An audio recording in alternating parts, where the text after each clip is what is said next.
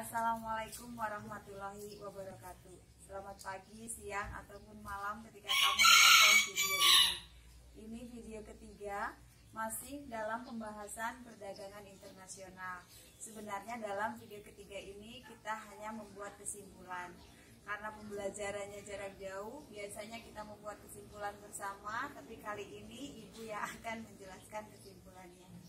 Dari dua pertemuan sebelumnya, yang pertama perbedaan keunggulan absolut dan keunggulan komparatif.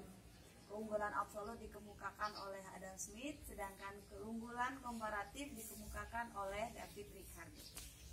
Menurut Adam Smith, suatu negara dapat melakukan perdagangan internasional jika negara tersebut memiliki keunggulan absolut.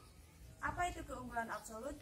Lihat contoh di sebelah ini, yaitu negara yang bisa memproduksi barang yang tidak bisa diproduksi oleh negara lain, atau negara tersebut bisa memproduksi barang dengan biaya yang lebih murah daripada negara lain. Contoh di sini yaitu misalnya antara Indonesia dengan Turki. Turki bisa memproduksi karpet, misalnya Indonesia tidak, dan Indonesia bisa memproduksi batik, sedangkan Turki tidak memproduksi. Maka negara ini masing-masing bisa melakukan perdagangan internasional. Atau contoh yang kedua, yaitu negara memproduksi dengan biaya yang lebih murah. Dalam produk jagung, produksi Indonesia lebih murah, dan untuk Jepang, produksi tekstilnya bisa memproduksi lebih murah.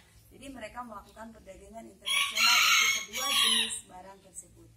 Nah, kemudian bagaimana negara yang tidak punya keunggulan absolut?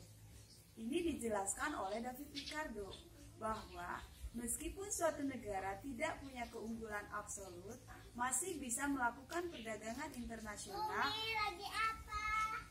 Tutup dulu, Umi lagi syuting, ya. Masih bisa melakukan perdagangan internasional dan akan memperoleh keuntungan komparatif.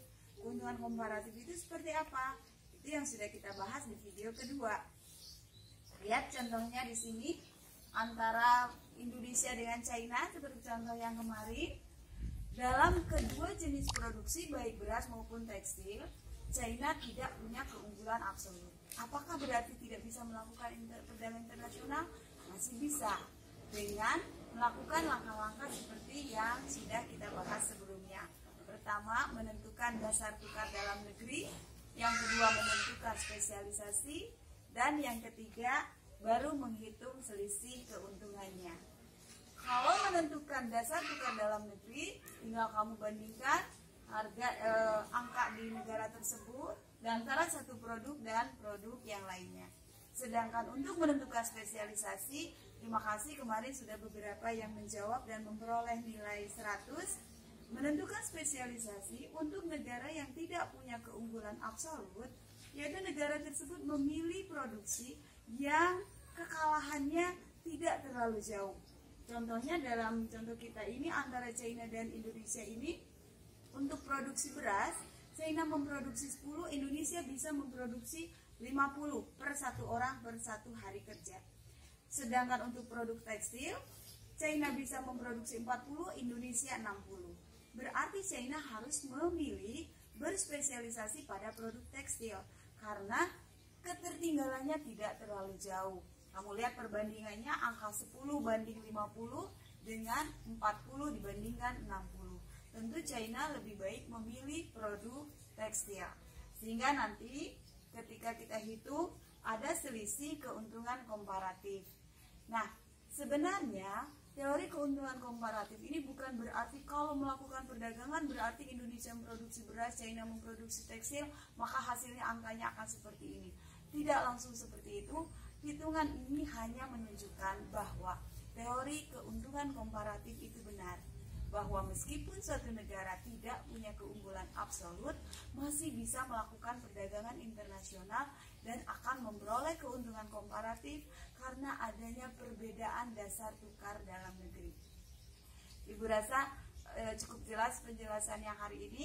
Kalau nanti ada pertanyaan atau ada pendapat yang ingin kamu sampaikan, sampaikan di Google Classroom kita. Mengingat masa belajar di rumahnya ditambah sampai dengan tanggal 13 April untuk sementara ini, berarti pembelajaran jarak jauh kita masih akan terus berlangsung. Tidak perlu stres, nikmati dan syukuri apa yang sudah kita miliki saat ini. Jangan lupa jaga kesehatan.